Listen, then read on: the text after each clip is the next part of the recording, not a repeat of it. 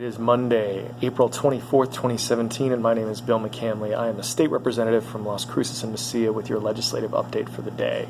As many people in my town know, I do a lot of my work in coffee shops because I like drinking lots of tea and there's internet there, and I have pretty much been stopped by almost everybody today who knows me with requests about what's going on with the state of the budget here in New Mexico, a possible special session, or what's going on with universities.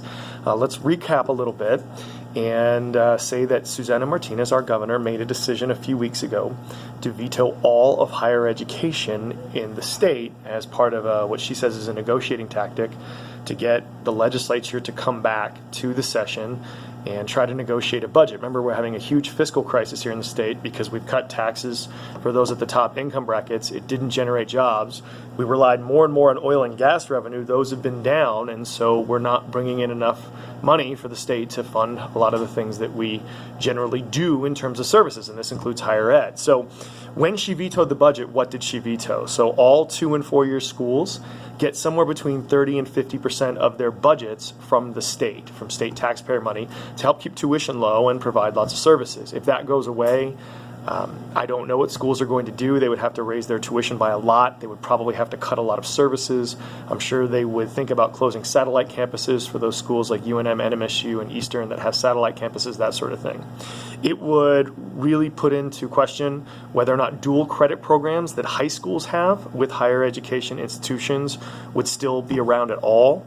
Small business development centers, which are areas of expertise that a lot of times small businesses can turn to, and there's 21 or 22 offices around the state.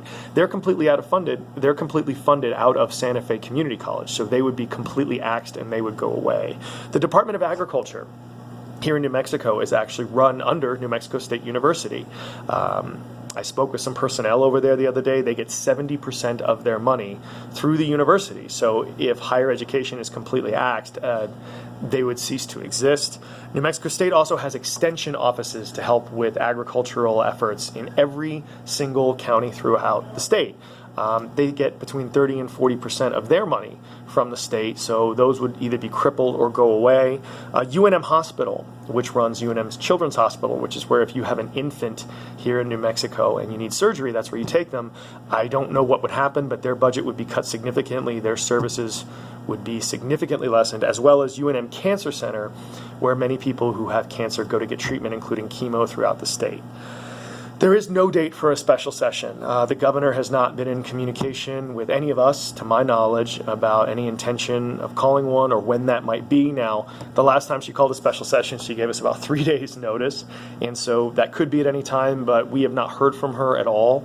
The other problem is if she calls a special session and it costs $50,000 or $60,000 a day, and there's not any sort of deal done, a lot of the legislators are just going to want to adjourn and go home. Remember, legislators here in New Mexico aren't paid. We're all volunteers. We all have jobs and families all around the state. So no talks between the governor and anybody else have been going on that I know of. There's also no word about an extraordinary session. That would be when the legislature ourselves call ourselves back into session.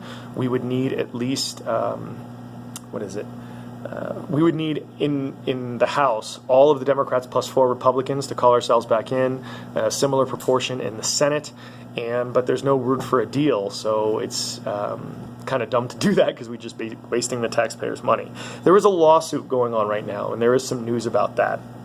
The Legislative Council, which is made up of the leadership of the House and the Senate, decided to sue Susana Martinez because she used what is called a line item veto to axe both not only higher education, but all of the legislature.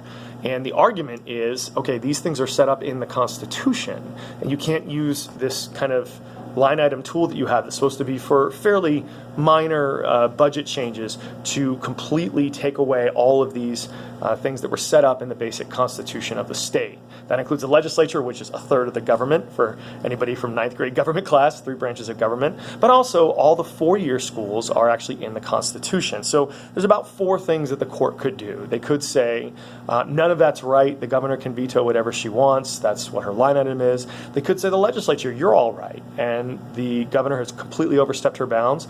That's back in, all of those things are back in the budget. They could say, yeah, that's true, she can't do that, but you as the legislature still have to fix this, so it's an all-in, but you need to go back and fix it yourselves.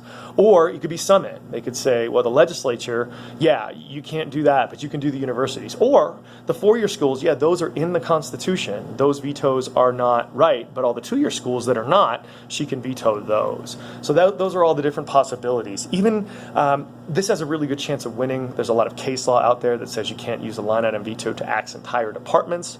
But even with that, remember, we're still in a fiscal crisis, and she vetoed $700 million worth of spending. If the revenues don't increase, then, or we don't get a revenue package that includes some of the things that Democrats wanted in the last session, then the state is still underwater. The revenues have been up. The oil and gas numbers have been up a little bit, and gross receipts tax revenues have been up a little bit. So you could just try to say, let's limp through the next budget cycle and make sure that no doors are closed. And if the Supreme Court said yes, and those revenues kept going up, that's what we would probably do. The problem then is our bond rating really gets hit very hard. And it's going to cost you, the taxpayer, for years more money to borrow things for roads and sewers and new buildings for schools and such. That's basically the situation that we find ourselves in, and I've told this story a bunch today. We really don't know. I honestly think it's a tragedy that the governor made this decision and used higher education as kind of a political tool. There's a lot of students that have been asking me, what do I do? I don't know what to tell you other than the lawsuit will probably win, and you'll know on the 15th what the situation is going to be. Have I questions? Hey, I've got friends of mine that are thinking about taking jobs. What should I tell them? I would say take the job now.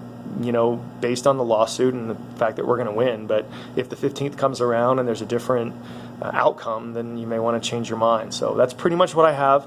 I'm sorry there's not more, but I'll update you as soon as I learn something. Thanks very much for listening to this, and hope everyone's having a great day. Bye.